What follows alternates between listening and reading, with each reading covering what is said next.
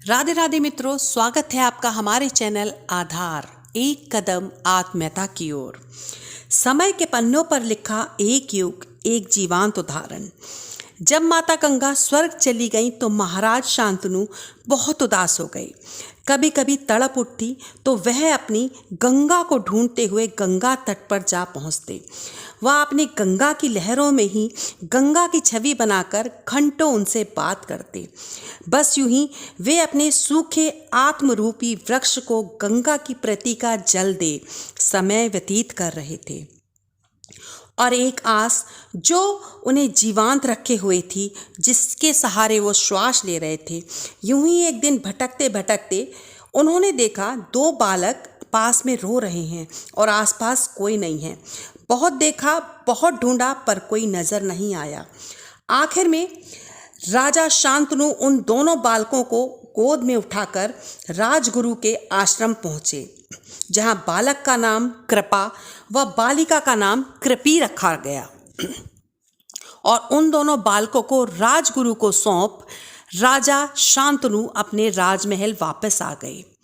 आज गंगा को गए पूरे 16 बरस हो चुके थे कि एक दिन सहसा ये क्या। राजा शांतनु रोज की तरह आज भी अपने महल के गलिहारे में खड़े हुए गंगा को यूं ही निहार रहे थे कि सहसा आकाश से अचानक ही बाणों की वर्षा हुई और उन बाणों ने एक बांध बना दिया जिसने शक्तिशाली गंगा के बहाव को रोक दिया। शांतनु विचलित हो उस ओर गए कि उन्होंने अपनी धनुष पर प्रत्यंचा भी चढ़ाई थी इस स्थिति का मुकाबला करने हेतु। अभी वो धनुष बाण संभाल ही रहे थे कि दूसरी ओर से माता गंगा प्रकट होती हैं। माता गंगा ने राजन को नमन किया। शांतनु ने गंगा को देखा और प्रेमवश व्याकुल हो गए और महल वापस चलने की पहले की तरह एक बालक की तरह जिद करने लगे कि तभी माता गंगा मुस्कुराती हुई शांतनु की ओर देखती हैं और महाराज का ध्यान अपने पुत्र की ओर आकर्षित करती हैं। स्वर्णिम सा रंग, चंद्रमा सी शीतलता, मस्तक पर वही तेज, वही ललाट जो भरतवंशियों के मस्तक पर होता है।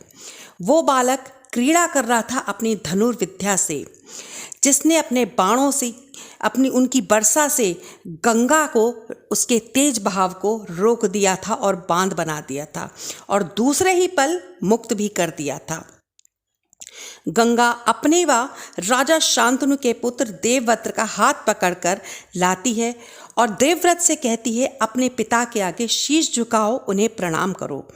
माता ने बताया, हमारा पुत्र देवव्रत जो कि वेद वेदांत में निपुण ऋषि वशिष्ठ का आशीर्वाद है।